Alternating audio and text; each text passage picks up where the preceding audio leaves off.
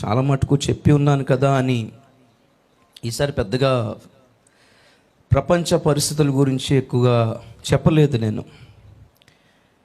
ఎందుకంటే ప్రపంచంలో పరిస్థితులు ఏం జరుగుతున్నాయో ఏం జరగబోతాయి అనేది మనకు పూర్తిగా అనవసరం. ఏ స్థితిలోనైనా మనం వెళ్ళిపోవడానికి సిద్ధంగా ఉండాలి. దానికి సంబంధించిన ఉపదేశమే ఇస్తున్నాను నేను. మోషే ఏలియా వస్తే మనకేంటి, హనోకు ఏలియా వస్తే మనకేంటి, అది మనకు సంబంధం లేదు. అబద్ధ క్రీస్తు యూరోప్ నుంచి వస్తాడా, రోమ్ నుంచి వస్తాడా, మనకెందుకు? ఆ ఇన్ఫర్మేషన్ తెలుసుకోవడంలో తప్పేం లేదు, పెద్ద రాంగర్ కాదు, తప్పని కాదు. దానివల్ల మన ఆత్మీయ జీవితాలకి ప్రయోజనం ఏం లేనప్పుడు దాని జోలికి వెళ్ళకుండా ఉండడం మంచిది. ఎందుకంటే సమయం తక్కువ ఉన్నప్పుడు ఏది ప్రాముఖ్యమో దాని జోలికి వెళ్ళాలి. ఇప్పుడు పొద్దున అదే చెప్పాను నేను.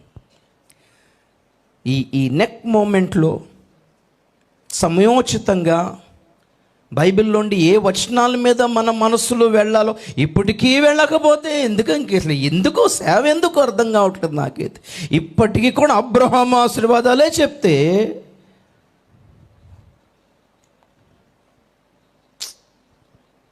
చాలా వేదన అనిపించి, నిజంగా చెప్తున్నా, విరక్తి అనిపిస్తుంది. అసలు ఒక సందర్భంలో కొన్నిసార్లు మోకరించి ఏడుస్తున్నాను, నేనైతే లిటరల్గా ఏడుస్తున్నాను.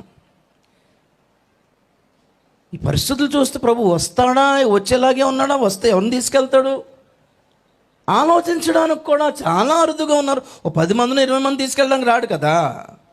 మంచి ఆత్మీయులు 10 మంది 20 మంది నాకు కనబడినా ఈ 10 మంది కోసమే వస్తాడు అనుకోలేం కదా. ఒక జనం ఉండాలి, ఒక గుంపే ఉండాలి కదా. యేసు ప్రభు మొదటిసారి భూమి మీదకి వచ్చినప్పుడు ఆయన వచ్చే సమయానికి ఒక గుంపును, ఒక జనమును ఆయన కొరకు సిద్ధపరిచే పరిచర్య బాప్తిస్మిచ్చి యోహాను చేశాడు. ఆయన గురించిన రాయబడిన వచనాలలో చాలా ప్రాముఖ్యంగా మనకి గుర్తుండిపోయే వచనం ఏంటి? ప్రభువు కొరకు ఆయత్తపడి ఉన్న ప్రజలను సిద్ధపరచుటకై ఆయనకు ముందుగా ఒక దూతగా వస్తాడు. 2000 సంవత్సరాల క్రితం ప్రభు వచ్చే సమయానికి కూడా యేసు ప్రభు రాగానే ఆయన్ని చేర్చుకునేలాగా ఒక గుంపును రెడీ చేసి, ఆయన వస్తున్నాడు, మీరు రెడీగా ఉండనమ్మా, ఆయన వస్తున్నాడు. నేను కదా, నాకు సంబంధం లేదు, ఆయనే మొత్తం, ఆయనే, ఇంకా ఆయనే చూసుకుంటా, ఆయన వచ్చేస్తున్నాడు అని రాగానే, ఇదిగో లోక పాపములను మోసుకుని పోగు గోరె పిల్ల, అటు వెళ్ళిపోండి, నన్ను వదిలేయండి అన్నాడు. ఆయన ఆ టైంకి వచ్చే సమయానికి ఒక గుంపును రెడీ చేసేసరికి ఆ జనాన్ని తీసుకొని ప్రభు గొప్ప కార్యాలు చేశాడు కూడా పెట్టుకొని. మరి రెండోసారి వచ్చినప్పుడు ఆయన వచ్చే సమయానికి ఒక గుంపు కనబడాలే లేదు ఆయనకి. నా కొరకు ఆయత్తపడుతున్న ప్రజలు, వీళ్ళని సిద్ధపరిచిన సేవకులు. యేసుక్రీస్తు రాకడ కొరకు సిద్ధపరిచే సేవకులు పెద్దగా కనబడతలేదేమో కానీ అబద్ధ క్రీస్తు రాకడ వరకు సిద్ధపరిచే సేవకులు మాత్రం చాలానే ఉన్నారు. ఎందుకంటే వాడు వచ్చే సమయానికి కూడా వాడికి ఒక గుంపు కావాలి. గతసారి నేను వచ్చినప్పుడు చెప్పాను, దేవుని రాకడ కొరకు సిద్ధపరచుకోవటానికి కొందరిని దేవుని ముద్రలు వేసుకొని సిద్ధపరచుకుంటున్నాడు. అలాగే అబద్ధ క్రీస్తు కొరకు కూడా ఒక్కొక్క జనం, సైతాను వాళ్ళను ముద్ర వేసుకొని సిద్ధపరచుకుంటున్నాడు. వాడి వేసే ముద్ర 666. అది ఏ సంఖ్య ఎలా లెక్క పెడితే వస్తుంది అన్నది అనవసరం. ఒకటి గుర్తుపెట్టుకోండి, కొందరు అబద్ధ క్రీస్తును అంగీకరించడానికి ఇప్పటికే ఎంపికలోకి వెళ్ళిపోయారు, సైతాన్ చేతిలో ఉన్నారు. సంఘాలే, క్రైస్తుల గురించి అంటున్నాను, అన్యుల గురించి అంటలేదు నేను. వాడికి అన్యులతో సంబంధం ఏంటి? వాడికి సంబంధించిన వాళ్ళేనాయే, వాడి లక్ష్యం అంతా క్రైస్తవులు కదా. సైతాను దుష్టుని లక్ష్యము, అబద్ధ క్రీస్తు లక్ష్యము లోకం కాదు, సంఘమే, క్రైస్తవులే. దేవుని రాజ్యం కొరకు కాక భూమి మీద ఒక మంచి రాజ్యం కొరకు నేను వస్తాను కదా అని వాడు మాట్లాడుతూ ప్రజలను సిద్ధపరుస్తున్నాడు. ఒక పక్కన మనకి తెలియకుండానే మనకి తెలియకుండానే కొన్ని వచనాలు ఆధారం చేసుకుని భూమి మీద ఒక మంచి భవిష్యత్తు కొరకు కనిపెట్టేలాగా కొన్ని వచనాలు చూపించి మనకు తెలియకుండానే యేసుక్రీస్తు కొరకు కాక అబద్ధ క్రీస్తు కొరకు ప్రకటించేస్తున్నాం సువార్త. వాడు ఎంత మురిసిపోయి సంతోషిస్తున్నాడో తెలుసా, నా పని చేస్తున్నాడు, వీళ్ళకి తెలియదు. వీళ్ళకి ఖచ్చితంగా అబద్ధ క్రీస్తు కొరకు ఒక గుంపు సిద్ధపడుతుంది. వాడు ఎక్కడి నుంచి వస్తాడు, వాడికి 2 కొమ్ములు ఉంటాయా, 10 తలకాయలు ఏంటి, 10 కొమ్ములు ఏంటి అనేది అనవసరం. ఇప్పుడు అవసరమైంది ఏంటి అంటే ఇప్పటికే అబద్ధ క్రీస్తు భూమి మీద ఉన్నాడు. ఇప్పటికే 666 ముద్ర కార్యక్రమం మొదలైంది. కాకపోతే తెర చాటున సంభవిస్తుంది, అదంతా కళ్ళకు ముందు కనబడదు. ఈ వ్యాక్సిన్ 666 ముద్ర కాదు, చెప్తాను దాని గురించి. వాడి కార్యకలాపాలు తారాస్థాయికి వచ్చేసాయి. అబద్ధ క్రీస్తు రాక కొరకు మొత్తం గ్రౌండ్ అంతా రెడీ చేసి పెట్టారు.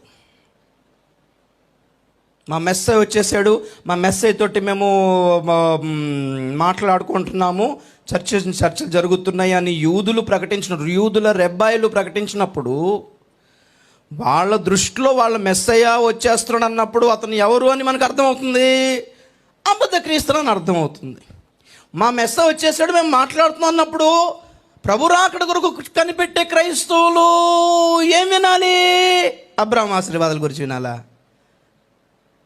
రాత్రి అన్నాను నేను, నమ్మకమైన వాడును బుద్ధిమంతుడైన దాసుడు ఎవడు అంటే సమయోచితమైన తగిన వేళ ఆ ఉపదేశం, కాలాన్ని బట్టి కాల సూచనలు, కాలం యొక్క సూచనలను గుర్తుపట్టి ఆ అనుకూలమైన దానికి సంబంధించిన ఉపదేశాన్ని, ఆ హెచ్చరికను, ఆ అవగాహనను, ఆ అవేర్నెస్ను క్రైస్తవులకు కలుగ చేయాలి.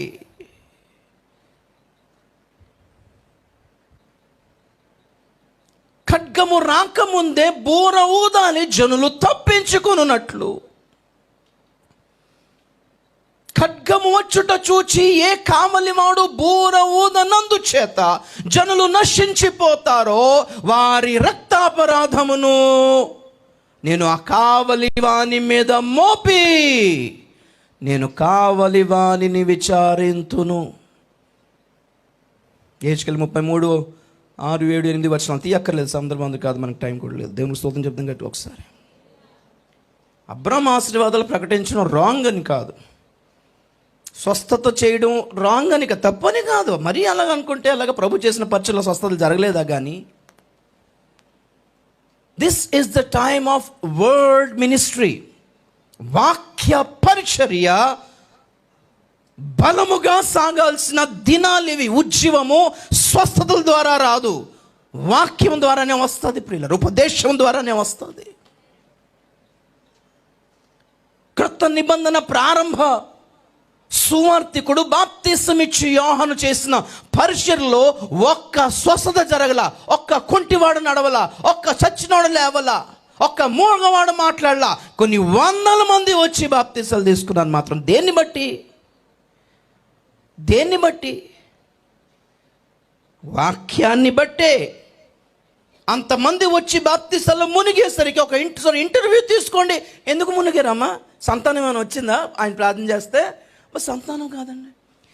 బ్రదర్ మీరెందుకు మునిగి వచ్చారు బాప్తిసంలో? మీకు జాబ్ వచ్చిందా ఆయన ప్రార్థన చేస్తే? జాబ్ కూడా కాదండి. మరి జాబు రాలు, సంతానం కాదు, స్వస్థత కాదు, మరి ఎందుకని మునిగారంటే ఆయన చెప్పిన వాక్యం ఒకటే ఉందండి, మీకు పరలోకం కావాలంటే మార్మోస్ పొంది రండి అన్నాడు. ఒకటే మాట. మేము పరలోకం కోసమే వచ్చాం, వేరే టార్గెటే లేదు, వేరే లక్ష్యమే లేదు. జాబ్ కాదు, ఉద్యోగం కాదు, ఇవన్నీ పాపాలైతే కాదు కదా. అక్కడ లక్ష్యం ఇది కాదు అంటున్నాను. జాబ్ వద్దా, ఇల్లు వద్దా, వాకిల్లు వద్దా, డబ్బులు వద్దా, కానీ తిండి వద్దా, తింటలేదా, నేను తింటలేదా, మాకు వద్దా డబ్బులు, కానీ లక్ష్యం ఇది కాదు. ప్రకటించాల్సింది ఇవి కాదు, ఇవి జత చేయబడతాయి అన్నాడు. ఆయన రాజ్యం గురించి, ఆయన నీతి గురించి నువ్వు ప్రాకులాడితే మీతో నేను చూసుకుంటాను అబ్బాయి అంటున్నాడు ఆయన. దాని గురించి అడగాల్సిన అవసరం లేదు, దాని గురించి ప్రార్థన చేయాల్సిన అవసరం లేదు, దాని గురించి మోకరించి అనాల్సిన అవసరం లేని విషయాల గురించి ఎక్కువగా ప్రార్థన చేసి ప్రార్థన సమయాన్ని వ్యర్థమైన దాని కొరకు వాడుతూ వ్యర్థపరిచేస్తున్నారు. ఏది అవసరమో అడగట్లేదు. నా పిల్లలు నీ రాజ్యంలో ఉండాలి ప్రభా, మార్మన్స్ ఉండాలి ప్రభా, ఆత్మీయతలు ఉండాలి ప్రభా, పరిశుద్ధాత్మ కావాలి ప్రభా, నీతిలో ఉండాలి ప్రభా, నీ రాకడలో నా పిలుపు వినబడాలి ప్రభా అని ప్రార్థనలు ఏవి?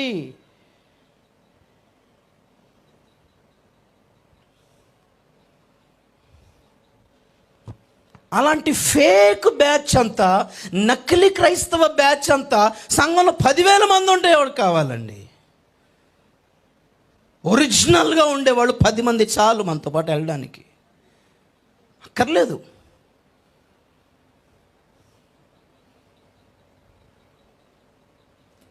దేవునికి స్తోత్రం.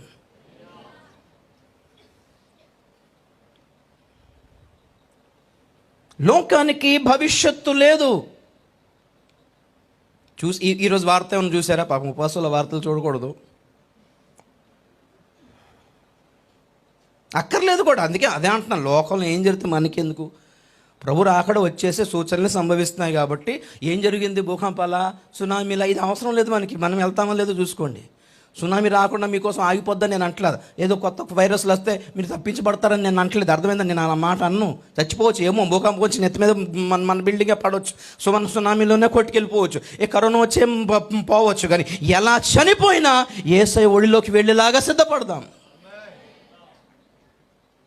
క్యాన్సర్తో బతికేమా సచ్చేమా, కిడ్నీలు పోయి సచ్చేమా బతికే, అది లక్ష్యం కాదు. పాపంలో సాగకుండా చూసుకోండి, ఎలా చచ్చినా పర్లేదు. పాపంలో అపవిత్రంగా సాగకుండా చూసుకోండి. అపవిత్రమైన స్థితిలో శరీరము పాతి పెట్టబడొద్దు. ఎందుకంటే శరీర రీతికి వెట్టి పెడితే క్షయమైన పంట కోస్తాం. ఆత్మీయంగా విత్తుకుంటే శరీరాన్ని అక్షయమైన పంట కోసుకుంటాం, లేపబడతాం అక్షయులుగా. లక్ష్యం అది. చచ్చేటప్పుడు ప్రభువా నేను ఆత్మీయంగానే సమాధిలోకి వెళ్ళాలి, పరిశుద్ధంగా సమాధిలోకి వెళ్ళాలి, నీతిగా సమాధిలోకి వెళ్ళాలి ప్రభు. ఇదే లక్ష్యం, నా లక్ష్యం ఇదే, నా సంఘ లక్ష్యం ఇదే అనుకోవాలి సేవకులందరూ. ఎవరు గవర్నమెంట్ వస్తే ఎవరు కావాలి? ఎవరు ఉద్ధరించేస్తారు లోకాన్ని చెప్పండి మీరు? మంచి నాయకులు ఉన్నా వాళ్ళు ఉద్ధరించడానికి ఏమీ లేదండి. కొన్ని లక్షల కోట్ల డాలర్ల అప్పులో ఉంది దేశం. ఎవరు తీరుస్తారు? ఈరోజు వార్త ఏంటంటే, ఉత్తరాఖండ్లో గ్లేషియర్స్ పగిలి ఆ గ్లేషియర్స్ అన్ని దడేలమని నదులో, గ్లేషియర్స్ అంటే మంచు పేరుకుపోయిన నదులు, సముద్రాల్లో పెద్ద పెద్ద మంచు గడ్డలు, మంచు కొండలు ఉంటాయి. అంటే ఐస్ అయిపోతాయి, ఆ నీళ్ళే ఐస్ అయిపోతే అవి మంచు కొండల్లో మారిపోతాయి. మట్టి కొండలు, బండ కొండలు కాదు, ఐస్ అన్నమాట. ఆ ఐస్ పగిలి కరుగుతుంది కాబట్టి గ్లోబల్ వార్మింగ్ వలన అది కరుగుతుంది. అది కరిగి ఆ నదిలో డౌన్వర్డ్స్ కదా, అది జారుకుంటూ వచ్చి రిషిగంగా అనే డ్యామ్ని దడేల్మని గుద్దితే ఆ డ్యామ్ అంతా పోతే పొలోమని వరదలు వచ్చి కొన్ని 100 మంది కొట్టుకెళ్ళిపోయి, కొన్ని ఊర్లు కొట్టుకెళ్ళిపోయి మహాభయంకరమైన ప్రళయ స్థితి 2013లో వచ్చింది ఉత్తరాఖండ్లో. అలాంటి స్థితి స్టార్ట్ అయింది ఇప్పుడు ఇక్కడ. ఏమండి ఇవన్నీ పెద్ద అంత్యకాలము అంటలేదు నేను, ఇది ప్రారంభం, అంతమే అక్కడ. ఇది జస్ట్ బిగినింగ్, ఇది స్టార్టింగ్, ట్రయల్ వర్షన్. ఇది ఇంకా మొదలు అవ్వలేదో చెప్పాలంటే ఒక మొదలు అవ్వలేదండి. ఇంకా వేదనలకు ప్రారంభము, మత్తయి సువార్త 24:8. ఇవి వేదనలకు జస్ట్ ద బిగినింగ్, అంతే. ప్రారంభమే ఇంత దారుణంగా ఉంటే ముగింపు ఎలాగ ఉంటుంది అనుకుంటున్నారు అసలు చెప్పండి మీరు? ఐడియా ఏమైనా ఉందా?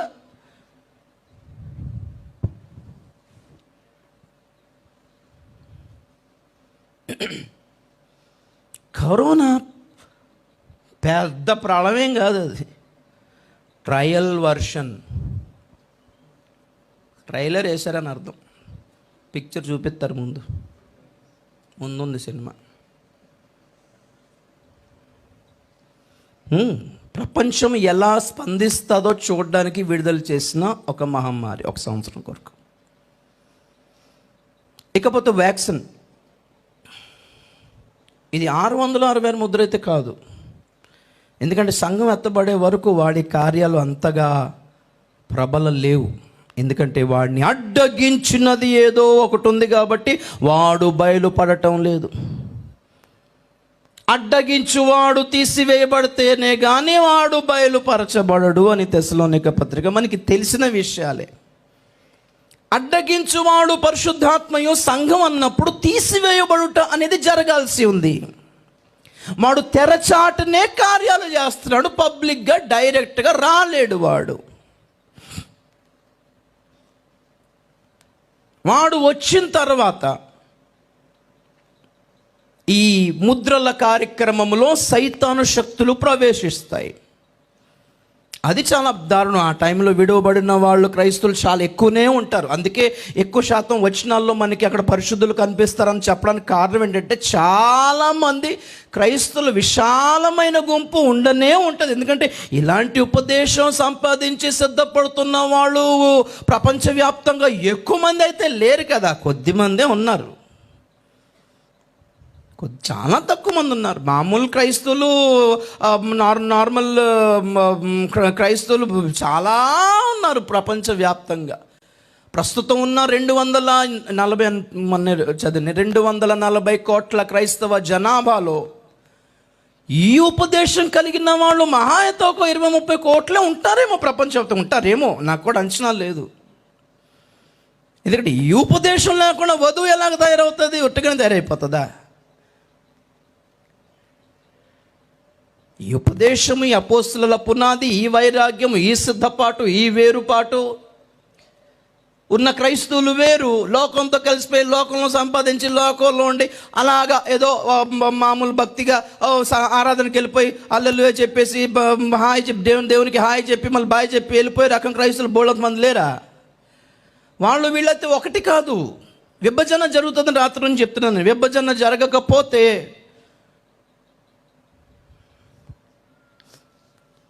సంఘం ఎత్తబడటంలో అర్థమే లేదు. మనం ఒకసారి ఎక్కడో అన్నానన్నమాట. ఇంత ఘోరమైన పరిస్థితులు, ఇంత దారుణమైన పరిస్థితులు, ఇప్పుడున్న పరిస్థితులు ఇంతకంటే దారుణంగా మారుతాయి అనుకుంటున్నప్పుడు, ఈ పరిస్థితుల్లో భూమి మీద బతకడమే కష్టమని మనం చూస్తున్నప్పుడు మనకి నిరీక్షణ కలుగు చేస్తుంది ఏంటి? ప్రభు రాకడ కదా. శుభప్రదమైన నిరీక్షణతో శృతి చేయబడేనే నా జీవితం. ఎందుకు పాడుతున్నాం ఈ పాట? రాకడంటే రాకడే, కానీ అది నిరీక్షణ అని ఎందుకు అనాల్సి వచ్చిందంటే, అది నిరీక్షణ కనుక మనకు ఒక ఆశ కలిగి చేస్తుంది కాబట్టి. రాబోతున్న అబద్ధ క్రీస్తు యొక్క పరిపాలన నుంచి ఈ రాకడ మనల్ని తప్పించేది కాకపోతే కరోనాతో సావడం నయం. గుర్తుపెట్టుకోండి, రాసి పెట్టుకోండి మీరు. ఎందుకంటే కరోనా అన్న ఈ శ్రమల కాలం నుంచి తప్పిస్తుంది మనల్ని సావిచ్చి. ఈ క్యాన్సర్తో సావడం నయం, ఈ కిడ్నీలు పాడైపోయి సావడం నయం, ఈ షుగర్ వచ్చి బీపీ వచ్చి సావడం నయం. ఈ రోగాలన్నా జనాల్ని శ్రమల కాలంలోకి తప్పించి దేవుని దగ్గర తీసుకెళ్తున్నాయి, దేవుని బిడ్డల్ని. మంచిది కదా? ఆలోచించండి, ఈ పాయింట్ ఒకసారి ఆలోచించండి. రాకడ అనేది మనకి నిరీక్షణ కాకపోతే రోగంతో సావడమే నిరీక్షణ అయిపోయింది కదా ఇప్పుడు. If rapture is not our hope to escape the tribulation, then death is better than the rapture. మరణమే మేలు రాకడ కంటే. రాకడ అనేది నిరీక్షణ లేకుండానే చేసేసి ఏం గొప్ప కార్యాలు భావిస్తున్నారు ప్రసంగం చేసి. I don't think so. శ్రమల కాలంలోకి వెళ్ళే క్రైస్తవుల గుంపు ఎక్కువనే ఉన్నారు. ఎందుకంటే వాళ్ళ దృష్టిలో రాకడ నిరీక్షణ లేదు. ఇప్పుడప్పుడు వచ్చేస్తాడని అసలే లేదు. బోళ్ళంత ఉంది. రాజ్య సువార్త లోకమంతటా ప్రకటించిన తర్వాత అబ్బో ఇంకో 300 కోట్ల మందికి సువార్త అందబడాల్సి ఉంది కాబట్టి వాళ్ళకి అందేసరికి ఇంకొక 100 సంవత్సరాలు అవుతుంది కాబట్టి I don't need to worry about, it's okay. అంత పెద్ద వరీ అవ్వాల్సిన అవసరం లేదు. హ్యాపీగా ఉండండి అనే ధీమాగా ఉన్న వాళ్ళందరూ శ్రమల కాలంలో ఇరుక్కుంటారు వెళ్ళి సరిగ్గా.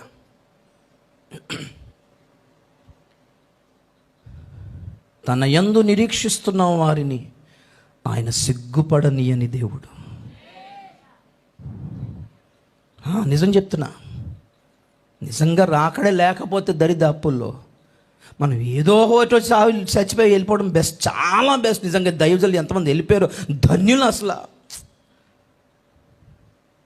రాకడ అయినట్టే జరిగింది. వాళ్ళందరూ ఒక్కొక్కరు అలా వెళ్ళిపోయారంటే రాకడ అయిపోయిందేమో అనిపించేంత సేమ్ ఇలాగే ఉంటుంది. చుట్టూ తిరిగి చూద్దామంటే ఎవరు చూసి ధైర్యం చేసుకోవాలి తెలియని పరిస్థితి అయిపోయింది. అలాగా లేరు దైవజనులు, ఎవరు లేరు ఇప్పుడు. అయిపోయి రాకడ అయిపోయిందా, మనం ఉండిపోయామా అనేలాగా ఉంది పరిస్థితి. అలాగుంది ఇప్పుడు.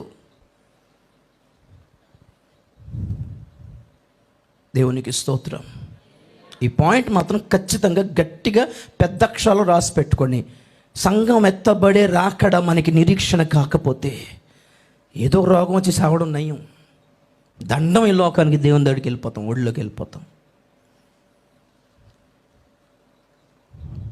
శ్రమల్లో అందరూ ఉండాలన్నప్పుడు ఎందుకు చావాలి? అందరిని బతికించుకుని ఉండేవాడు దేవుడు. ఒక 200 సంవత్సరాలు శ్రమలు వచ్చిన తర్వాత చదురులే, సముద్రం వచ్చిన తర్వాత చదురులే అందరూ అనేవాడు. ఇలాగెందుకు వెళ్ళిపోతారు? కరోనాలో చాలామంది సేవకులు చచ్చిపోయారు. మనమేమనుకున్నాం, దేవుని బిడ్డలకి ఏమి రాదు, మరి వాళ్ళకే వచ్చింది. మరి కాబట్టి ప్రభుల్లో ఉంటే ఏమి రాదు అని ఎప్పుడు అనుకోదు. ఏ ఓటు వస్తాయి. ఎలా బతికేమని కాదు, ఎలా సత్యం అనేది చాలా ఇంపార్టెంట్. ఎలా బతికేమనేది ఇంపార్టెంట్ కాదండి. ఎలా స్వస్థత పొందేమనేది ఇంపార్టెంట్ కాదు. ఎలా ఆశీర్వాదాలు సంపాదించామనేది అనేది ఇంపార్టెంట్ కాదు. చచ్చిపోయేటప్పుడు పరిశుద్ధంగా చనిపోయాం లేదు అనేది ఇంపార్టెంట్. అక్కడ చచ్చిపోయేటప్పుడు జాగ్రత్తగా చచ్చిపోడు. ఎలాగ చచ్చిపోయినా పర్లేదు, పాపంలో సావద్దు. ఇది కూడా నోట్ చేసుకోండి, అసలు రాసి పెట్టుకోండి. పాపములో, అపవిత్రతలో, భ్రష్టత్వంలో సావద్దు. ఏ పొరపాట్లున్నా సరి చేసుకుని ఆయన కాలు పట్టుకుని బోరుమని ఏడ్చి, ప్రభువా క్షమించేసాయి నాయన, చివరి క్షణంలో సంసోనులాగా అయినా వేడుకొని చచ్చిపోవడం మంచిది బ్రదర్. ఏం కనిపెడుతున్నారు భవిష్యత్తు కోసం?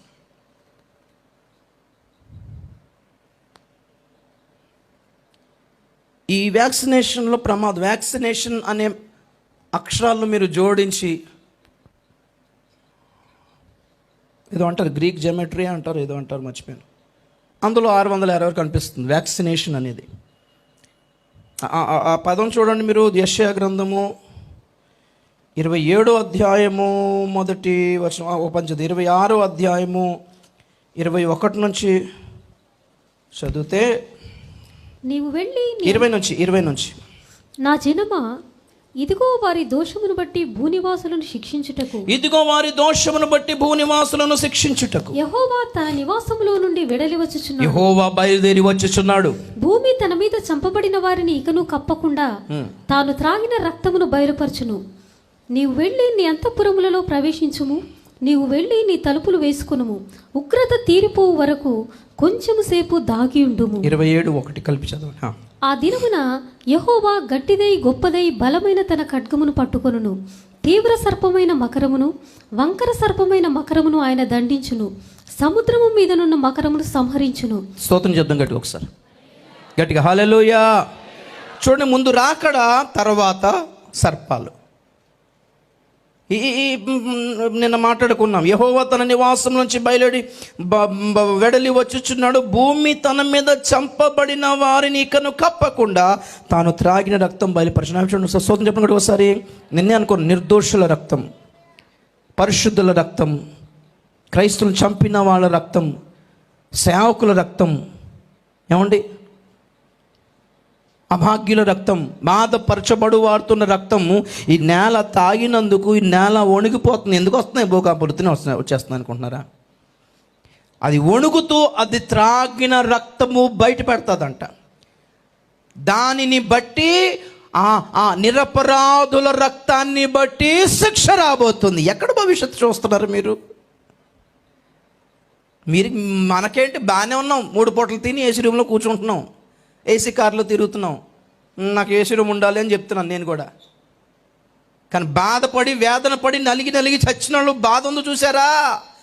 వాళ్ళు అరిసిన అరుపులు, ఇక వాళ్ళకి శరీరం లేదు కాబట్టి, పాతి పెట్టేశారు కాబట్టి వాళ్ళు అరవలేకపోయినా వాళ్ళ రక్తం అరుస్తుంది అక్కడ. దానికి సావు లేదు, రక్తానికి సావు ఉండదు, తెలుసు కదా మీకు. ఆ మొర దేవుని దగ్గరికి వెళ్తుంది కాబట్టి భవిష్యత్తు లేదు. అయితే ఇక్కడ పాయింట్ ఏంటంటే, ప్రభు తన సంఘాన్ని పిలిచినప్పుడు ఒక సంఘటన జరుగుతుంది ఇక్కడ 27లో. యెహోవా గట్టిదై గొప్పదై బలమైన తన ఖడ్గం పట్టుకొనును. 3 జంతువుల్ని, 3 సర్పాలని ఆయన దండిస్తాడు. చూడండి ఒకసారి. తీవ్ర సర్పమైన మకరం, వంకర సర్పమైన మకరం, సముద్రం మీదనున్న మకరం. ఓకే, సముద్రం మీద ఉన్న మకరం ఘట సర్పం సైతాన్, వంకర సర్పం అబద్ధ ప్రవక్త, తీవ్ర సర్పము అబద్ధ క్రీస్తు. చూస్తారు నా వైపు స్తోత్రం చెప్పండి ఒకసారి. తీవ్ర సర్పము అని తెలుగులో రాశాడు. ఇంగ్లీష్ బైబిల్ ఎవరి దగ్గర ఉందా? Anybody has English Bible? భక్తులు ఎవరి దగ్గర? పోనీ స్తోత్రం, హల్లెలూయా. ద పియర్సింగ్ సర్పెంట్ అని ఉంది. పియర్సింగ్ అంటే గుచ్చే సర్పం, కాటు వేసే సర్పం. సర్పం కాటేసినప్పుడు దాని పళ్ళతో ఏం చేస్తుంది? పొడిచి విషాన్ని రిలీజ్ చేస్తుంది. అదే వ్యాక్సినేషన్. గుచ్చి విషాన్ని రిలీజ్ చేస్తున్నారు. తీవ్ర కాటు వేయు సర్పం అబద్ధ క్రీస్తు యొక్క పరిపాలనకు సంబంధించిన కార్యక్రమాలు మొదలైపోయాయి అనడానికి ఈ ప్రపంచవ్యాప్త వ్యాక్సినేషన్సే గుర్తు. ఇది ఇంకా 660 ముద్ర కాదు, దానికి ట్రైలర్ వర్షన్ లాంటిది. భయంకరమైన విషాలు. హెక్ అంటారు. హెక్ అంటే హ్యూమన్ ఎంబ్రియానిక్ కిడ్నీ. హ్యూమన్ అంటే మనిషి, ఎంబ్రియానిక్ అంటే గర్భంలో ఉండే పిండం. గర్భంలో ఉండే పిండం అబార్షన్ చేసి తీసేసిన పిండంలోనున్న కిడ్నీలో నుంచి తయారైందే ఈ వ్యాక్సినేషన్. ఏమనుకుంటున్నారు దీన్ని అసలు?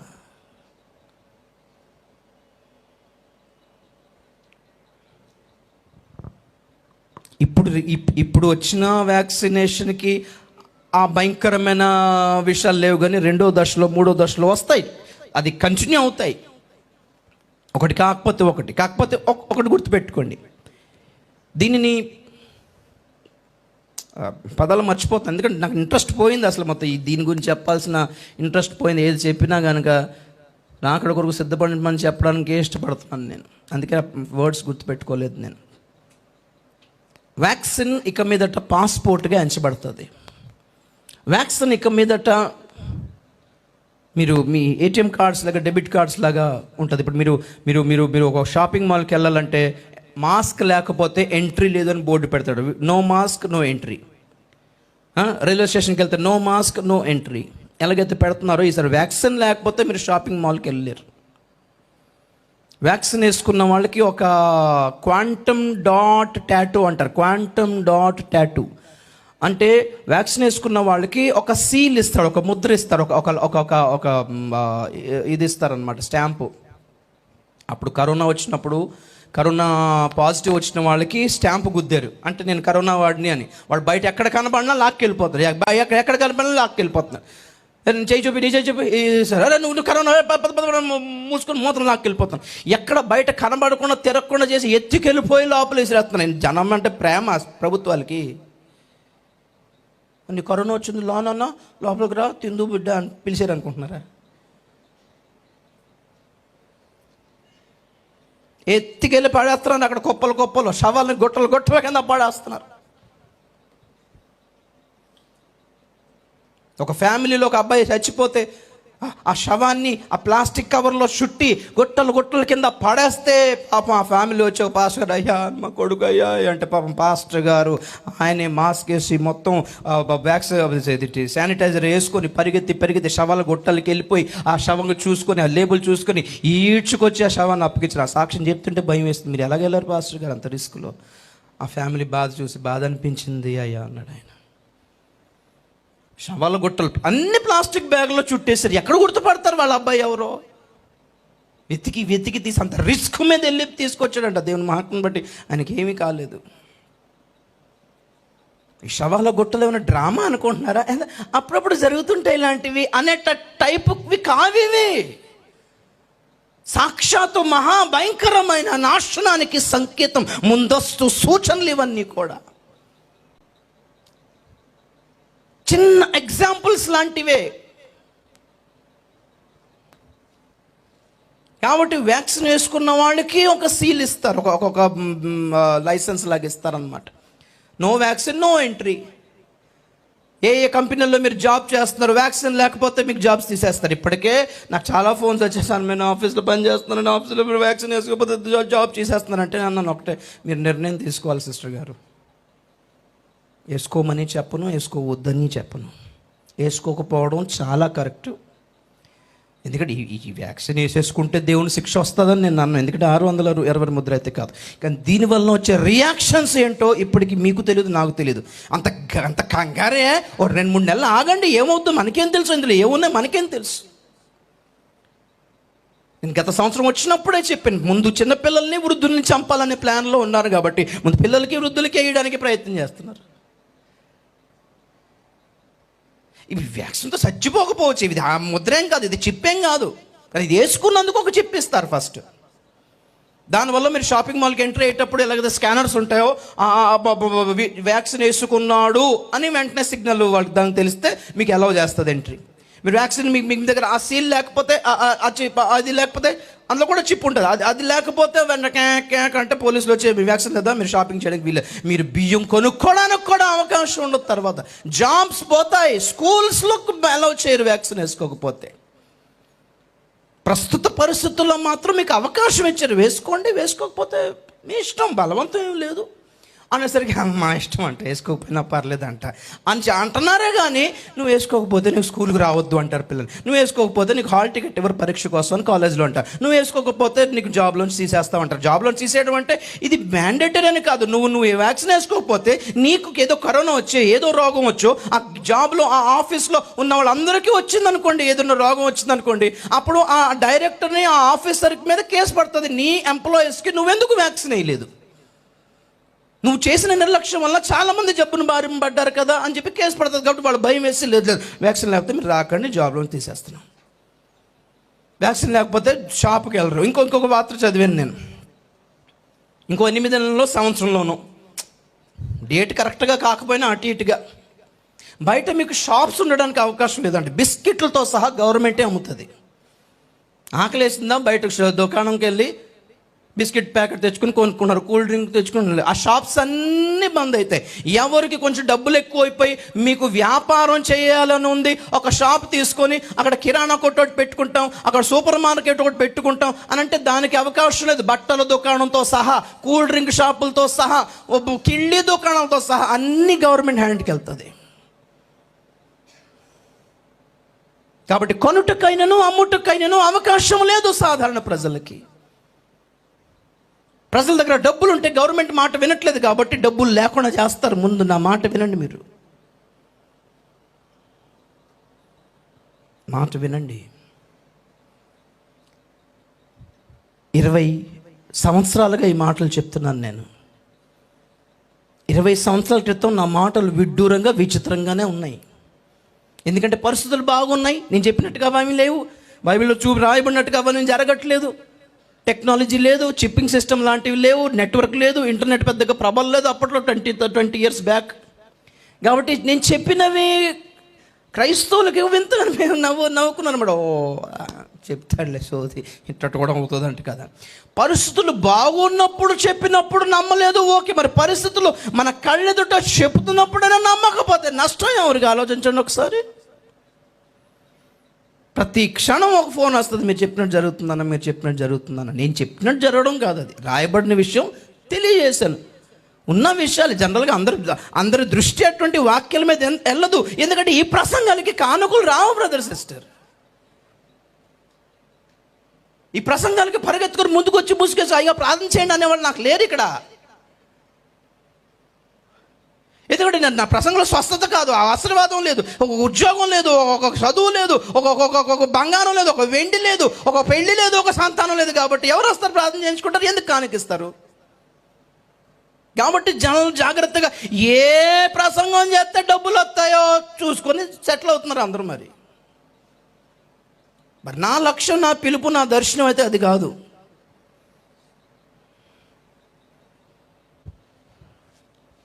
చెప్పలేకనా రాకనా మాకు సంపాదించటం.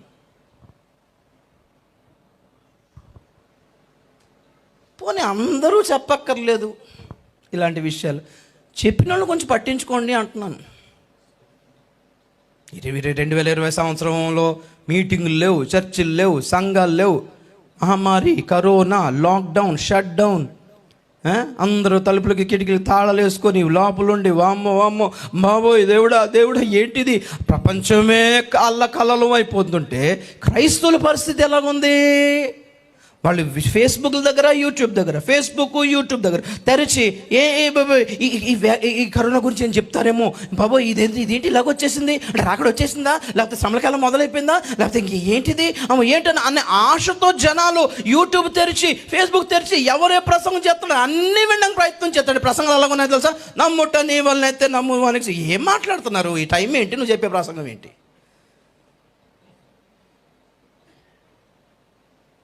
జనాలేమో ఈ కరోనా గురించి ఏం చెప్తాడేమో విందాము.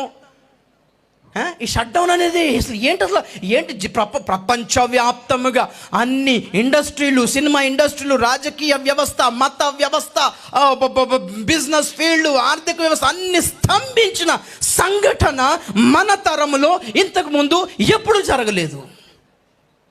దానికి సంబంధించి దేవుని తీర్పుల పరంపర మొదలవుతూ ఉండగా 4వ ముద్ర విప్పితే పాండుర వర్ణ గుర్రం బయటకు వచ్చి జనం రోగాలతో చచ్చేలా చేస్తానని రాయబడి ఉంది. కాబట్టి వాటిని బేస్ చేసుకుని ఏదోటి జరగబోతున్న వాటి గురించి చెప్పుదామనే ఆశే లేకుండా పోయింది. అబ్రహాం ఆశ్రయించిన దేవుడు నేను కూడా ఆశ్రయించిన బిడ్డ, మలేరియా అయినా, డెంగ్యూ అయినా, కరోనా దేవుడు చూస్తున్నాడు. మలేరియా డెంగ్యూ లాంటిదా కరోనా అంటే? మలేరియా డెంగ్యూకి కరోనాకి తేడా తెలీదా?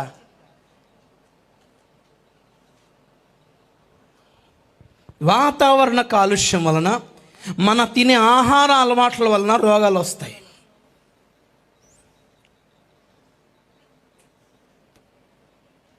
అన్ని కాలుష్యం కాబట్టి.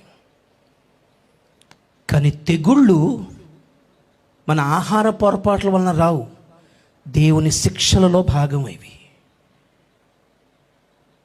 ఎక్కడైనా చదవండి మీరు బైబిల్లో. కరోనా మహమ్మారి వచ్చింది, మిడతల దండు వచ్చింది, చైనా ఇండియా దగ్గర బోర్డర్లో యుద్ధ వాతావరణం వచ్చింది,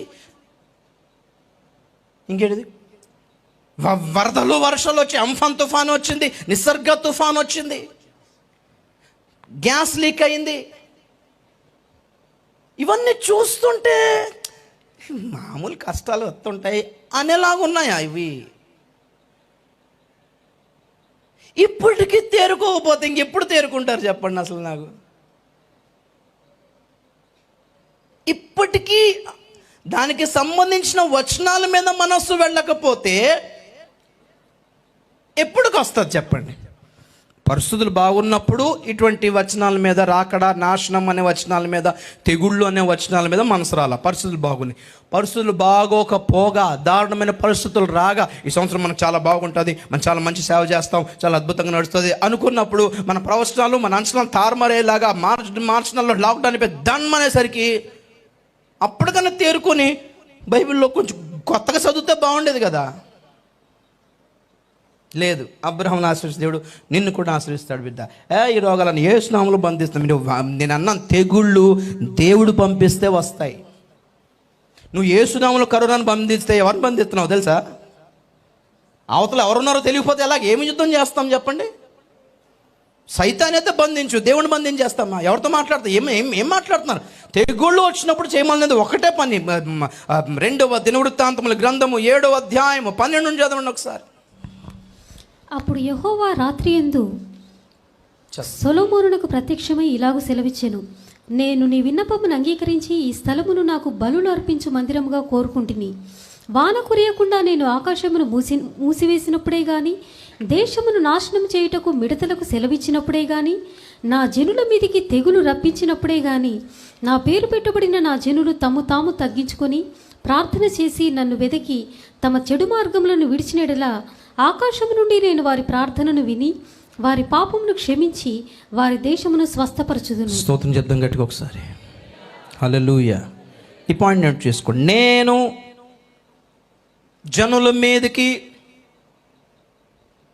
తెగుళ్ళు రప్పించినప్పుడే కానీ, వర్షింపకుండానట్లు ఆకాశమును మూసివేసినప్పుడే కానీ, క్షామము రప్పించినప్పుడు కానీ, మిడతల దండు రప్పించినప్పుడు కానీ, ఖడ్గము రప్పించినప్పుడు ఐదు అంటాడు. 5 ఉంటాయి, అవన్నీ కలిపే ఉంటాయి అన్ని ప్రతి చోట. ఖడ్గము, క్షామము, మిడతలు, తెగుళ్ళు. చాలా చోట్ల మీరు ఇర్మియా, యెజ్కేలు గ్రంథాలు చాలా చోట్ల చూడండి, ఇవన్నీ కలిపే మాట్లాడతాడు దేవుడు. నేను రప్పించినప్పుడు అంటాడు అన్నమాట. నేను మీ అవి యాదృచ్ఛికంగా అన్ఎక్స్పెక్టెడ్గా కోఇన్సిడెంటల్గా అనుకోకుండా పుట్టేవి కావు. నేను పంపించినప్పుడు అన్నాడు దేశం మీదకి. ఏం చేయమన్నాడు? యేసునామములో కరోనా బంధిస్తున్నాం అన్నమన్నాడా? నా జనులు, నంబర్ 1 దేశ ప్రజలు కాదు, నా జనులు తమ్మును తాము ప్రార్థన చేయడం గొప్ప కాదు, తమ్మును తాము తగ్గించుకొని అప్పుడు నన్ను వెతకడం అంటే ఏంటి తెలుసా? దేవుని జనులే దేవుని వెతకడం అంటే ఏంటి? లైన్ కట్ అయింది అని అర్థం. దేవునితో సంబంధాలు కట్ అయిపోయి దేవుని ప్రజలకే.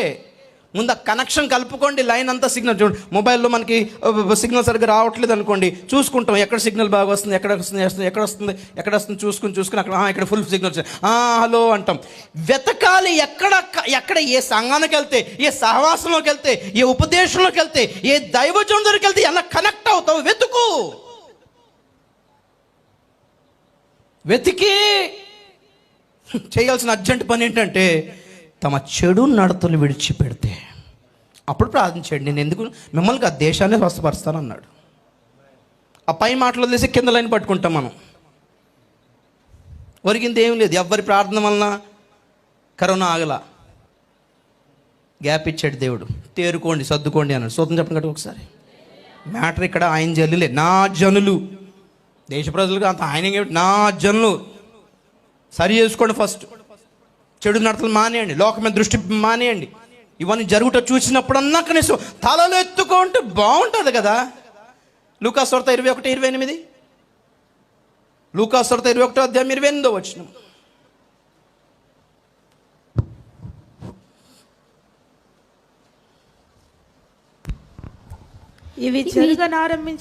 ఇవన్నీ జరగనారంభించినప్పుడు మీరు ధైర్యము తెచ్చుకొని మీ తలలు పైకెత్తుకొనుడి. మీ విడుదల సమీపించుచున్నదనెను. మీ విడుదల సమీపించుచున్నది. స్తోత్రం చెప్పండి ఒకసారి. ఎవరికి ఇవన్నీ చూస్తే ధైర్యం వస్తుందా? ధైర్యం తెచ్చుకోండి అన్నాడు కానీ ఆయన. ఇవన్నీ చూస్తే ధైర్యం వస్తుందా? ఎస్. ఎవరికి ధైర్యం? పైకి చూసే వాళ్ళకే ధైర్యం అండి. ఎవరి మనస్సులు రాకడ మీద ఉన్నాయో ఈ కరోనాకి, భూకంపాలకి భయపడరు వీళ్ళు. ఇవన్నీ ఆరంభం చూడండి. The word when these things shall begin to happen, జరగనారంభించినప్పుడు, జస్ట్ బిగినింగ్. ఇవన్నీ వేదనలకు ప్రారంభం. జరగనారంభించినప్పుడు, ఓన్లీ జరగక ముందు లోకంలో పడ్డాం, ఇవన్నీ జరగక ముందు సంపాదనలో పడ్డాం, ఇవన్నీ జరగక ముందు కాలేజీ సీట్ అని, వీసా అని తిరిగాం, ఇవన్నీ జరగక ముందు నార్మల్ అనుకున్నాం. మరి జరగనారంభించినప్పుడు ఏం చేయమన్నాడు? అర్జెంటుగా తలలు పైకి ఎత్తేసండి. భూమి మీద చూడదు. భూమి మీద చూస్తే చచ్చిపోవాలనిపిస్తుంది. లోకలు చూడ, పైకే చూడండి అమ్మ. అదే ఆయన చూసి బతికేవచ్చు, ఆయన చూసి ఇంట్లో బతకొచ్చు, ఆయన చూసి హాస్పిటల్ కూడా బతికేవచ్చు, ఆయన చూస్తేనే బతకొచ్చు. ఆ రాకడ నిరీక్షణ పెట్టుకుంటేనే బతకొచ్చు. చచ్చిపోయినా పర్లేదు అనిపిస్తుంది, ఆయన చూస్తూ ఉన్నాం కాబట్టి. అలా చూసే వాళ్ళ విడుదల సమీపించింది. ఎవరి మనస్సులు అక్కడ ఉందో రాకడ మీద, వాళ్ళే ఎత్తబడతారని చెప్పకనే చెప్తున్నా. చాలా క్లారిటీ ఇచ్చాడు ఇక్కడ. అందరూ కదా, తలలో పైకెత్తి ఎవరైతే ఉన్నారో, రాకడ మీద నిరీక్షణ ఎంతమందికి అయితే ఉందో, రాకపోని ఒక 100 ఏళ్ళ వరకు యేసు ప్రభు రాకడ వదిలేయి, కానీ మనసు అక్కడ ఉండాలి, అటే ఉండాలి. దేవునికి స్తోత్రం. హల్లెలూయా. ఇప్పటికీ రాకడ ప్రసంగాల మీద మనసు వెళ్ళకపోతే, అక్కడికి పై చూడడం అంటే గోడకే చూడమని కాదు. బైబిల్లో మనం సంఘం ఎత్తబడే ప్రక్రియ మీద మనసు వెళ్ళాలి అని, అటువంటి వర్తమానాల మీద మనసు పెట్టుకోండి అని, దాని కొరకు సిద్ధపడండి అని. రోజుకు ఒక్కసారైనా ప్రభు నన్ను మర్చిపోక నా పేరు రాసుకో ప్రభా, నీ డైరీ నా పేరు రాసుకో ప్రభా, నన్ను మర్చిపోక ప్రభా, నన్ను వదిలేక ప్రభా. ఎన్ని గ్రంథాలు ఉన్నాయి అక్కడ, జీవ గ్రంథమో గొర్రెపిల్ల జీవ గ్రంథమో అన్నీ రాసే ప్రభా, నా పేరు అన్నింటిలో ఉండాలి ప్రభా. దరఖాస్తు పెట్టుకోండి, అప్లై చేసుకోండి, ప్రార్థన చేసి అప్లై చేసుకోండి. నన్ను మర్చిపోకు ప్రభువా, నన్ను జ్ఞాపకం చేసుకో ప్రభువా, నన్ను మేలుకై జ్ఞాపకం చేసుకో ప్రభువా, నన్ను మేలుకై నా పిల్లల్ని జ్ఞాపకం చేసుకో ప్రభువా, నా సంతాన్ని జ్ఞాపకం చేసుకుని జ్ఞాపకార్థ గ్రంథం ఒకటి ఉంది. ఇప్పుడు కాకపోతే ఇంకెప్పుడు? ఇవి వేదనలకు ప్రారంభం. పొద్దునన్నా నేను ప్రారంభమే ఇంత దారుణంగా ఉంటే, అంటే దారుణాలు మీకు అది చూడలేదు లాగుంది. ముగింపు ఎలాగుంటుందో చెప్పనా?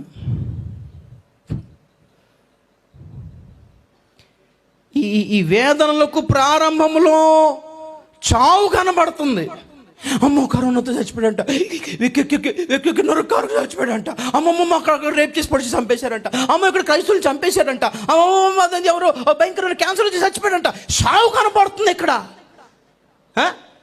ముగింపు ఎలా కూడా చెప్పనా? చచ్చిపోతే బాగుంటుంది, ఆ కరోనాతో చచ్చిపోయాను కాదు, ఆ క్యాన్సర్ వచ్చి చచ్చిపోయాను కాదు అని అడుగుతారు. అప్పుడు చావు దొరకదు, అది ముగింపు.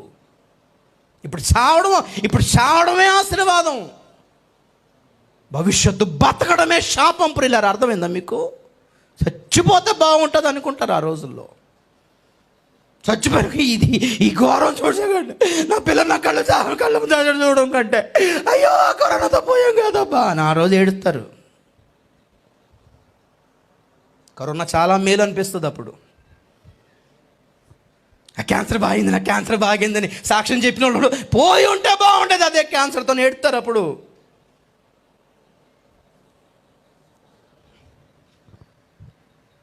బతకడం ఆశీర్వాదం. బతికిపోయింది దేవునికి మాకుంటు, అమ్మ కాసేపు చచ్చిపోయేటోడిని బతికిపోయినా, చచ్చిపోతే నరకానికి వెళ్దువా?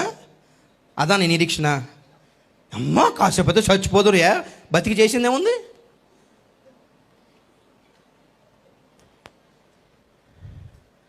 ఒక పరిచర్యకు పనికిరావు, ఒక సేవకు పనికిరావు, ఒక దశమాగానికి పనికిరావు, ఒక ప్రార్థనకి పనికిరావు, ఒక విజ్ఞాపనకి పనికిరావు, ఒక సాక్ష్యం చెప్పడం చేత కాదు, బతికిపోయాను. ఏం చేయాలి? భూమి మీద భారం తప్ప.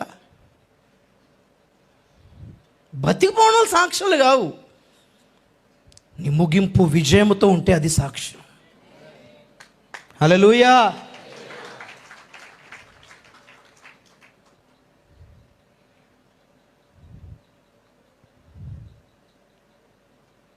సాక్ష్యాలు మారాలి, ప్రార్థనలు మారాలి, ప్రార్థన రిక్వెస్ట్లు మారాలి. ప్రార్థన అంటే గుర్తొచ్చింది నాకు. బైబిల్లో ఎప్పుడన్నా ప్రార్థన రిక్వెస్ట్లు ఉన్నాయి, ఎప్పుడన్నా గమనించారా మీరు? బైబిల్లో ఈ దేవుడే ఇచ్చిన ప్రేయర్ రిక్వెస్ట్లు. దేని కొరకు ప్రార్థన చేయమని మొన్న జబరాజ్ అని చెప్పినట్టున్నారు. దేనికోసం పౌలు ప్రార్థన చేశాడు? రాకడ పిలుపుకు మీరు యోగ్యులుగా ఉండాలని. హల్లెలూయా. ఈ దేనికోసం ప్రార్థన చేశారు సేవకులు చెప్పండి? బైబిల్లో వాళ్ళు చేసిన ప్రార్థన కానీ, వాళ్ళు ప్రార్థన చేయమన్న రిక్వెస్ట్లు కానీ, యేసు ప్రభువే చెప్పిన ప్రార్థన. కోత విస్తారంగా ఉంది, పంట పండింది, పనివారు తక్కువగా ఉన్నారు కాబట్టి ఏం వేడుకోమన్నాడు? సేవకులు కావాలి ప్రభా, లేపు ప్రభా, ప్రేరేపించి ప్రభా, సమర్పించుకునేలా చేయి ప్రభా, మమ్మల్ని కావట్లేదు ప్రభా, మా వయసు అయిపోయింది ప్రభా, కొత్త వాళ్ళు లేవాలి ప్రభా, ఒకరిని రాక ఆలస్యమైతే భవిష్యత్ తరాలకి ఎవరిని అందిస్తాం ప్రభా, ఈ ఉపదేశం ఎవరు మోసుకెళ్తారు ప్రభా, కావాలి ప్రభా. ఏం ప్రార్థన చేయాలి? ఏం ప్రార్థన చేస్తున్నారు? పంటలు ప్రభా, వర్షాలు పంటలు ప్రభా, ఎవరికి సావు రావద్దు ప్రభా, నేను అంతకంటే సావద్దు ప్రభా.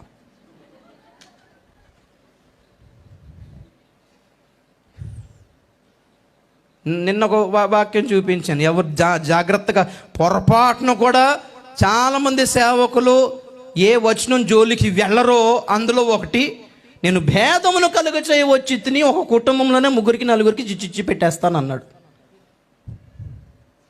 వాళ్ళు గొడవ పెట్టుకుంటారు అంతే. హల్లెలూయా. నువ్వు ఉద్యోగం చేస్తావా సత్తావా, నువ్వు ఉద్యోగం చేస్తావా సత్తావా అంటే నేను సేవే చేస్తాను, నేను వెళ్ళిపోయాడు. చిచ్చు పడిందా లేదా? మరి లేకపోతే సమాధానం ఉంటే మా మమ్మీ నువ్వు జాబ్ చేయమంటుందండి అని ఉండిపోతాడు. దేవునికి సేవకులు అక్కడ నుంచి వస్తారు చెప్పండి మీరు? హల్లెలూయా. ఎంతమంది సేవకు వచ్చారో గొడవపడి వచ్చిన వాళ్ళు ఎక్కువ. ఎవరు ఊరుకుంటారు? ఒరే కడుపు మాడి చచ్చిపోతావురా, ఊరే మేమేలా బతుకుతావురా, నువ్వు జాబ్ చేస్తే ఏదో చూస్తే తింటాం మేము చూస్తున్నావురా, నువ్వు సేవ అంటున్నావు ఏంద్రా, అది కూడా విశ్వాసమే సేవ అంటున్నావు ఏంటి, ఎక్కడన్నా పాస్టర్ ఉద్యోగం చేసావు కదా, నెలకు 10,000 వచ్చే సంఘాలు ఉంటే చూడరా నాయన అని వాళ్ళు. లేదమ్మా నేను పొందిన ఉపదేశం వేరు, నేను పొందిన సాక్ష్యం వేరు, దేవుడు నన్ను పిలిచాడు, నాకు చూపించాడమ్మా, లేదు నేను యాజక పరిచయలో ఉంటానమ్మా, నేను ప్రతిష్టలో ఉంటాను, వెళ్ళిపోతాను, చిచ్చు పడిందా లేదా, ఎవరి దగ్గర విన్నావో ఆ ప్రసంగం వాళ్ళ మీద ఎంత పీకల వరకు ఉంటుంది వాళ్ళకి. ఏ మీటింగ్కి వెళ్ళి వచ్చాడు కానీ మొత్తం మారిపోయాడు. హల్లెలూయా. కొన్ని సందర్భాల్లో ఆ సమర్పణ నీకు చేతనవుతుందో లేదో అక్కడ భేదం కలుగ చేశాడు. నువ్వు దేవునికే వైపే తిరిగి నువ్వు వెళ్ళిపోతే 3 సంవత్సరాల తర్వాత పిలుస్తుందమ్మా, ఒరే వచ్చి ప్రార్థన చేసిపోరా అంటది. దేవుడు నిలబెడతాడు. హల్లెలూయా. విభజించుట మరలా కలుపుట కొరకే కొందరి జీవితంలో. అలా కొన్ని విచిత్రమైన వింతైన ఘోరమైన వచనాలలో ఇంకోటి చూపిన, నాకు తెలిసి నా 26 సంవత్సరాల సేవ అనుభవంలో నేను వినని ప్రసంగాల వచనాలు చెప్తున్నా. నేను చేశా, నేను వినలా. యోహాను సువార్త 17:9. చాలామందిని గగ్గోలు పెట్టే వచనాల్లో ఇదొకటి. యోహాను సువార్త 17:9. నేను వారి కొరకు ప్రార్థన చేయుచున్నాను, నేను వారి కొరకు ప్రార్థన చేయుచున్నాను, లోకము కొరకు ప్రార్థన చేయటలేదు. లోకము కొరకు ప్రార్థన చేయుటలేదు. ఏమంటారు దీని గురించి? ప్రతిదాని కొరకు ప్రార్థన చేసే వద్దని అర్థం ఉందని అక్కడ. నా వైపు చూడండి, స్తోత్రం చెప్పండి కదా ఒకసారి. పొద్దున్న చెప్పాను చూసారా, స్వనీతి. ఈ స్వనీతి పరులు దేవుడు చెప్పిన దానికంటే వాళ్ళు అనుకున్న దాని కొరకు ఎక్కువ ప్రయాసపడతారు. ప్రభా ఒక ఆర్ఫనేజ్ తీయాలి ప్రభా, ఒక 100 మంది అనాథలు ప్రభా, ఒక 100 మంది విధురాల ఆశ్రమం కట్టాలి ప్రభా, ఇక్కడ స్కూల్స్ కట్టాలి ప్రభా, దాని కొరకు ప్రార్థన చేస్తారు. కానీ ఎక్కడ ఒక్క చూపించండి దాని కొరకు ప్రార్థన చేయమని ఎక్కడైనా. అనాథ పిల్లలంట, విధవరాళ్ళంట, ఓల్డేజ్ హోమ్లంట పెట్టడంలో పెద్ద తప్పేం కాదు. కానీ ఆ అనాథ పిల్లలకు సాకటానికి నీ డబ్బులు నువ్వు ఎంత ఖర్చు పెట్టావు అది చెప్పు ముందు. నీకు అంత భారం ఉంటే పేదోళ్ళ మీద, నీకు అంత భారం ఉంటే యూదాసు కొరతలు కాదా వీళ్ళు? పాపం ఆమె మరియ వచ్చి ఆ అత్తరు బుడ్డి పగలు కొట్టి ఆ కాళ్ళకు రాస్తుంటే ఆ కాలంలో ఆ పర్ఫ్యూములు సంట్లు ఎంత ఖరీదో, ఎక్కడ బోలుతో వచ్చిందో పాపం, ఎక్కడ బట్టలు ఉతికి డబ్బులు తెచ్చి అత్తరు బుడ్డి తీసుకొచ్చి యేసుప్రభు కాళ్ళకి యేసుప్రభు తలకి రాస్తుంటే యూదా ఏమన్నాడు, పేదోళ్ళకి ఇస్తే బాగుండదు కదా, నీకు అంత భారమా? నువ్వెంత ఇచ్చావు పేదోళ్ళకి? వేస్ట్ చేస్తున్నారు వీళ్ళు అంతా. ఆ తల మీద రాసుకునే కంటే ఆ డబ్బులతో 4 భోజనాలు పెడితే బాగుంటుంది. నువ్వు ఎంత పెట్టే భోజనాలు చెప్పు నిజంగా లాక్డౌన్లో. అనవసరమైన భారాలు ఎందుకండి? మన దీని గురించి పెద్ద ధ్యానం చేసి, అనవసరమైన భారం, అనవసరమైన సీరియస్ ప్రార్థన. అందులో వీళ్ళు దాచుకోవడం, పేదల మీద భారం, ఈయనకి డబ్బులు ఖర్చు పెట్టడానికి పెట్టనివ్వట్లేదు. నాకు ఇస్తే నేను పెడుతున్నాను కదా. అవా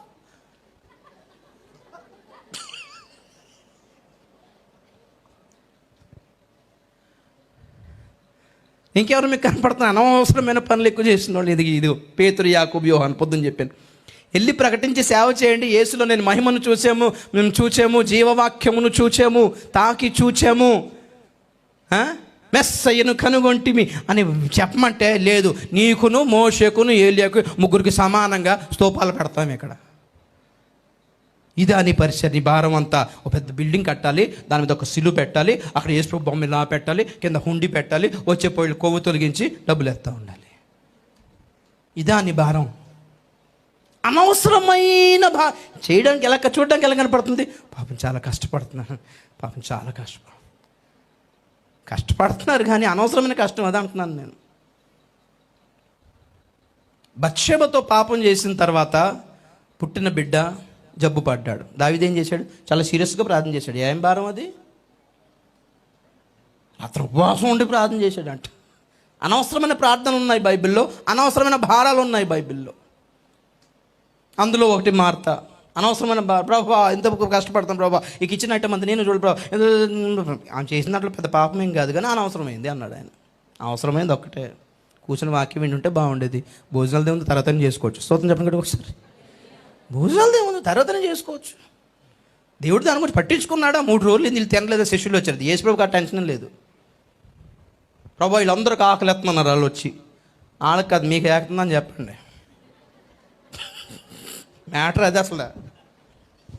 నేను పంపించేయండి ప్రభు, వీళ్ళందరూ ఆకలి 3 రోజులు తినలేదు అంటే మీకేంటి మధ్యలో? వింటున్నారు వీళ్ళు బాగానే.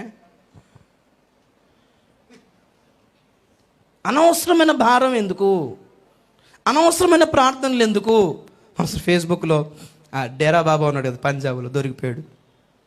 అమ్మో, చాలా ఘోరమైన స్టోరీ అది.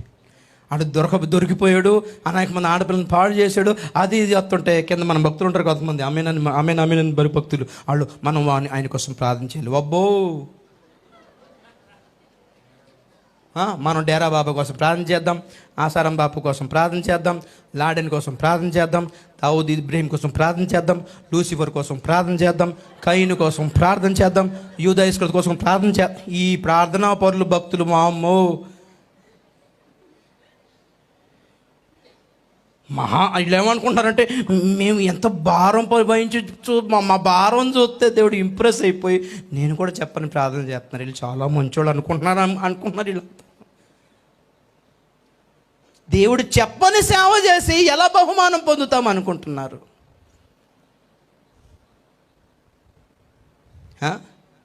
యుద్ధం మందు పోరాడేవాడు నియమ ప్రకారం పోరాడితే కానీ బహుమానం పొందడు. 10 మంది పరిగెత్తేవాడు స్పీడ్గా పరిగెత్తారంటూ వెళ్ళాల్సింది ఇటు, అటే పరిగెడితే నీకు ఎవడు గిఫ్ట్ ఇస్తాడు చెప్పు, అక్కడ ప్రైజ్ ఇస్తాడు చెప్పు. ట్రాక్ ఇటు ఉంది, ఈ లక్ష్యం వైపు పరిగెడతావా? పరిగెత్తమన్నాడు కదా, నేను ఇంట్లోనే పరిగెడతానంటే ఎవరు బహుమానం ఇస్తారు చెప్పు?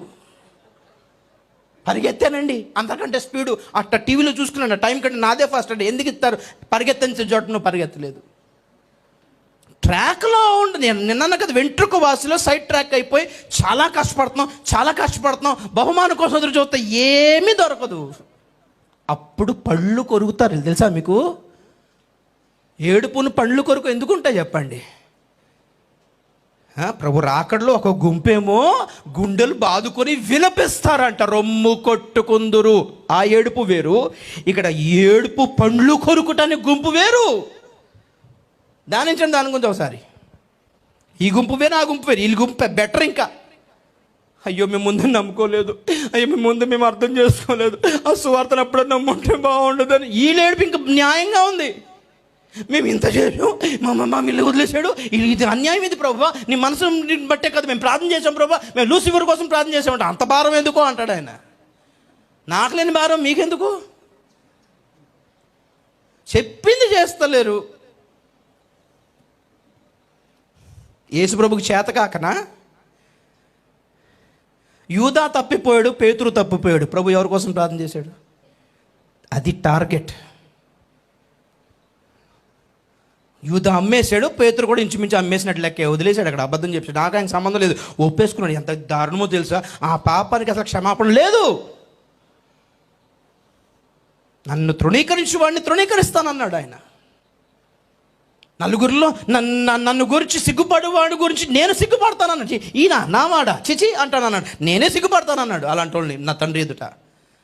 అలా తప్పిపోతున్న పేతురు గురించి ప్రభు అన్నాడు, ఓకే నాన్న పర్లేదు, నాకు అర్థమైంది, చూశాను భవిష్యత్తు, నువ్వు అబద్ధం చెప్తావు, అయినాను నీ కొరకు వేడుకుంటేనే.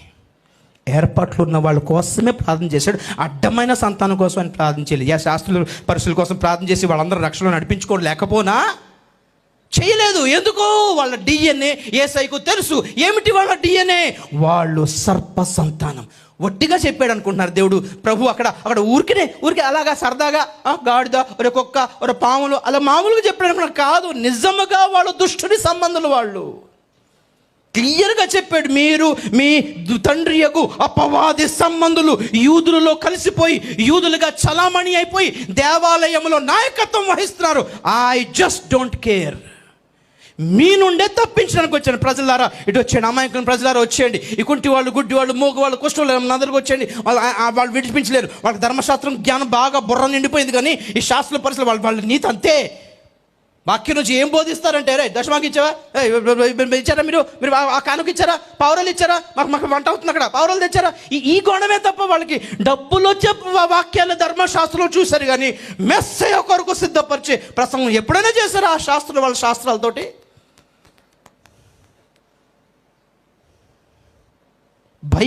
బైబిల్లో వచనాల్ని ఆర్థికంగా స్థిరపడడానికి సేవకులు, ఆర్థికంగా బలపడడానికి విశ్వాసులు దాని కొరకు మాత్రమే వాడుకుంటున్నారు, కానీ ఆత్మీయత కొరకు ఎవరు వాడుకుంటున్నారు ఈ కాలంలో? చూపించండి ఒక్కటైనా. మా పరిచర్లు మా మినిస్ట్రీలో జరిగింది, మా మినిస్ట్రీ కార్యాలు జరిగాయి. నువ్వు చెప్పు, మా మినిస్ట్రీ ఏం జరిగింది చెప్పు అంటే, నా మినిస్ట్రీ ఇక్కడికి వచ్చిన తర్వాత అండి నాకు 30,000 జీతం వస్తుందండి. నువ్వు చెప్పు, నువ్వు మా మినిస్ట్రీకి వచ్చి ఏం జరిగింది చెప్పు అంటే, నా మినిస్ట్రీకి వచ్చిన తర్వాత అండి నాకు 3 పిల్లలు పుట్టారండి. కాబట్టి మీరు ఏం చేయాలి, మా పరిచర్కి రావాలి. సాక్ష్యాలు చెప్తున్నారా, అడ్వర్టైజ్మెంట్ ఇస్తున్నారా కంపెనీకి? నేను సంధి సుధా వాడాను, మోకాళ్ళ నొప్పులు తగ్గాయి, కాబట్టి మీరు కూడా ఇప్పుడే ఫోన్ చేయండి, 4 బాటిల్స్ ఫ్రీ అంటారు. అది అడ్వర్టైజ్మెంట్. వాళ్ళు సంధి సుధా అమ్ముతున్నారు, నువ్వు కొబ్బరి నూనె అమ్ముతున్నావు. ఏం పెద్ద విషయం ఉంది అందులో? ఇవన్నీ పరిచర్యని మీరు ఎలా అనుకుంటున్నారు? నొక్కండి, డిస్లైక్ నొక్కండి. ఎవరికి మిమ్మల్ని ఇంప్రెస్ చేయడం నేను చెప్పట్లా. పెట్టుకోండి కామెంట్లు.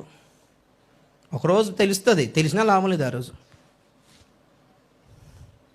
ఇంగ్లీష్లో ఒక మంచి వర్డ్ విన్నాను మధ్య. 1 day or day 1 you decide. వామ్మో, ఎంత మంచి మాట తెలుసా? 1 డేనా లేకపోతే day 1 నువ్వే నిర్ణయించుకో అని. 1 day అంటే ఏదో ఒక రోజున నీకు అర్థం అవుద్దులే అన్నది బాగుంటుందా? మొదటి రోజు నీకు అర్థం అవడం మంచిదా? నువ్వు నిర్ణయించుకో. హల్లెలూయా కదా, మంచివాడు కదా. 1 day ఏదో ఒక రోజు నీకు అర్థం అవుతుందిలే అని సేవకులు నీకు చెప్పడం న్యాయమా? ఈ రోజే నువ్వు అర్థం చేసుకోండు నీకు న్యాయం అవసరం. ఆలోచించు ఒకసారి.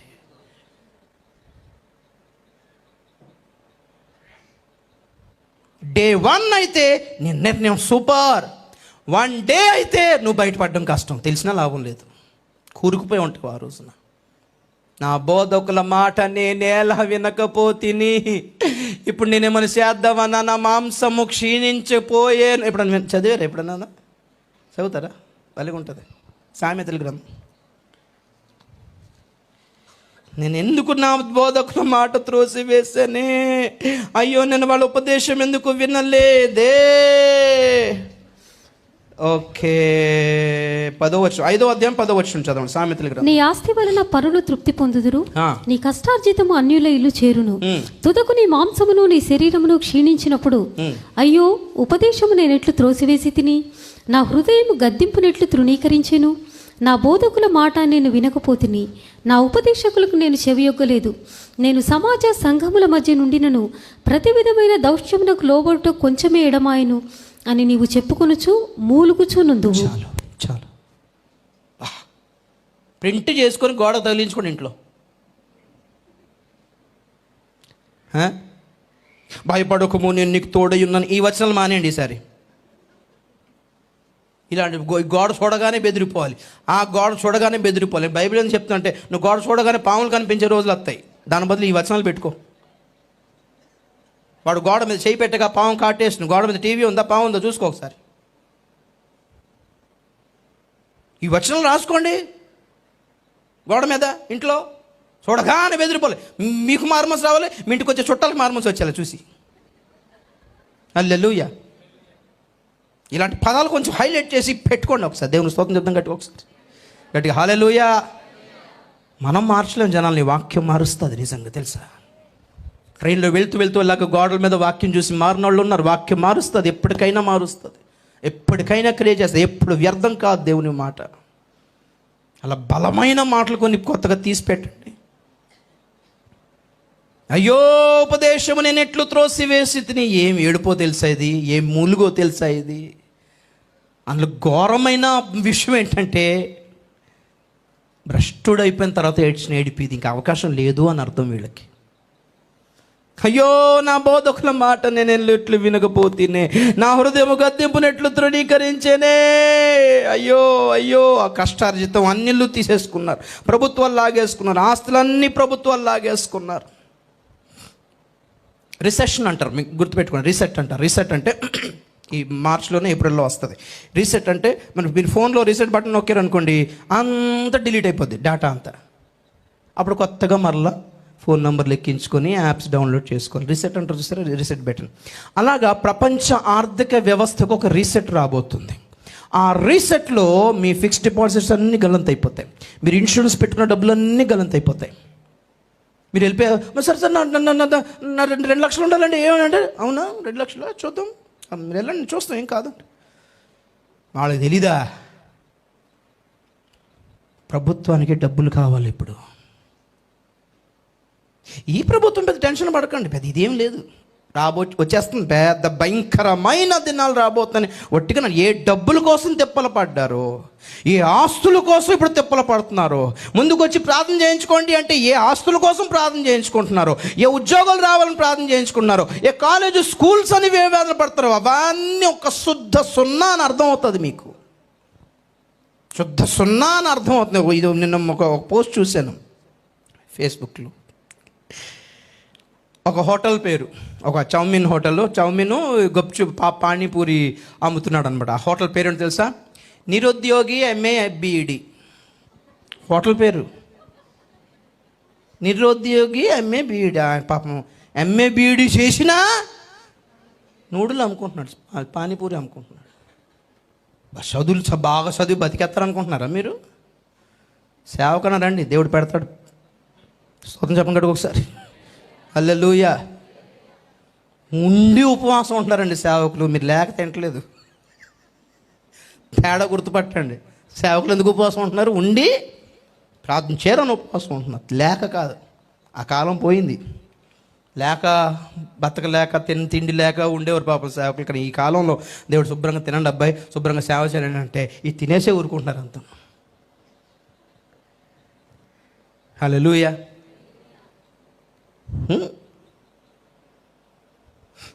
లాక్డౌన్లో తిండి లేక జీతాలు లేక జనాలు ఇబ్బంది పడ్డారేమో కానీ సేవకులు ఇబ్బంది పడలేదు, దేవుడు పోషించుకున్నాడు వాళ్ళని. స్తోత్రం చెప్పండి గట్టి ఒకసారి. వినండి, మీ సాక్ష్యాలు వినండి సేవకులతో ఒకసారి.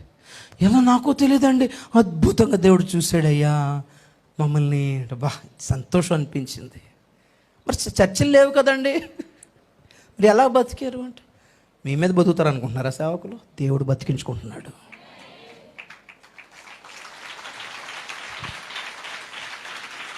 హల్లెలూయా, హల్లెలూయా. గల్లంత అయిపోతాయి, బ్యాంక్ అకౌంట్స్ గల్లంత అయిపోతాయి, భూములు స్థలాలన్నీ గల్లంత అయిపోతాయి, లాగేసుకుంటారు. ప్రభుత్వం ఒక టార్గెట్ ఇస్తుంది, నీకు ఇంతకంటే ఎక్కువ ఆస్తి ఉండకూడదు, నీకు ఎక్స్ట్రా పని ఉండకూడదు, నువ్వు చేసిన పని తప్ప. చాలా రకాల కొత్త రోజుకొక కొత్త రూల్ తీస్తున్నారు తెలుసా వీళ్ళు. ఇంకో విషయం చెప్పనా, కరోనా వల్ల వచ్చిన ఒక ఆశీర్వాదం ఏంటంటే, కరెక్ట్గా 2019 నవంబర్ నెలకి CAA NPR అనే సిస్టమ్ మొదలైంది, తీసుకొచ్చింది. సిటిజన్షిప్ అమెండ్మెంట్ బిల్ అంటారు. అంటే ఇండియాలో ఉన్న వాళ్ళు మీ పూర్వీకులు, మీరు భారతీయులే అనడానికి మీరు రుజువు చూపించాలి.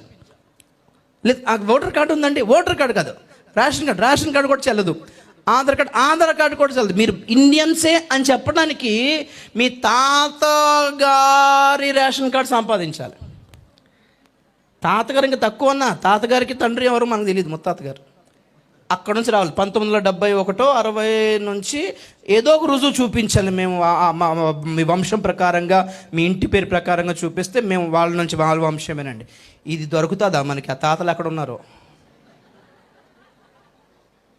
ఇప్పుడు చూపించలేకపోయారు అనుకోండి, ఏమో స్వాతంత్రం తర్వాత మీ తాత వాళ్ళు మరి ఏ పాకిస్తాన్ నుంచి పారిపోయి వచ్చారో, ఏ బంగ్లాదేశ్ నుంచి పారిపోయి వచ్చారో, మాకేంటి, మీరు ఆ కాగితాలు పట్టుకొస్తే మీరు ఇండియన్స్ అని ముద్రించి మీకు జాబ్ ఇస్తాం, లేదు అంటే మిమ్మల్ని రెఫ్యూజీ సెంటర్లో పెడతాం. అన్ని ఏరియాల్లో ఒక ప్రాంతంలో గోడ కట్టి ఇలాంటి వాళ్ళందరూ అందులో తోసి టెంట్లు ఇస్తారు, గవర్నమెంట్ టెంట్లు ఇస్తే అందులో ఉండండి. మీరు రెఫ్యూజీ క్యాంప్స్ ఉంటాయి, తెలుసో తెలియదు మీకు. వలస వచ్చిన వాళ్ళకి ఓటు హక్కు ఇవ్వరు, వలస వచ్చిన వాళ్ళకి ఇండియాలో ఈ జాబ్ ఇవ్వరు, వలస వచ్చిన వాళ్ళకి ఏమి ఇవ్వరు. ప్రభుత్వం ఏదో దయతలిచి 4 రొట్టె ముక్కలు పెడితే తిని బతుకుతున్న వాళ్ళకి కూలి కూడా ఇవ్వరు, వాళ్ళకి ఏ హోటల్లో పని ఇవ్వరు. అలాంటి కేటగిరీలో వీళ్ళందరినీ తీసుకురావాలని ప్లాన్ ఉండేది. అదే CAA NPR.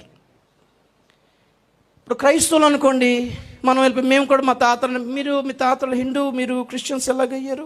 అది కరెక్ట్ కాదు కదా. అయితే మీ తాత కూడా క్రిస్టియన్ అయ్యి ఉండాలి, అయితే ఆయన ఇండియా కాదు. లేదు ఆయన హిందూ అయ్యి ఉంటే మీరు క్రిస్టియన్స్ కాబట్టి మీకు ఆయనకి సంబంధం లేదు కాబట్టి గెట్అవుట్ అంటారు. ఏం చేస్తారు అప్పుడు? అది 2019 నవంబర్ నెలలో మొదలై జనవరిలో ప్రబలి ఏప్రిల్ 1వ తారీఖు ఇండియా అంతా ప్రాకాలని ప్లాన్ చేస్తుండగా మార్చిలో లాక్డౌన్ వచ్చింది. మన భోజనాలు మనం తింటున్నాం. స్తోత్రం చెప్పండి గట్టి ఒకసారి. అర్థమైంది? కరోనా కొంచెం కాపాడింది క్రైస్తవుల్ని, ఇండియా క్రైస్తవుల్ని. చాలా బాగుంది భవిష్యత్తు అనుకుంటున్నారా పాపం? ఊరికి ఆ మాట అంటున్నానని మీరు ఫీల్ అవ్వకండి, కానీ నిజం చెప్తున్నాను నేను.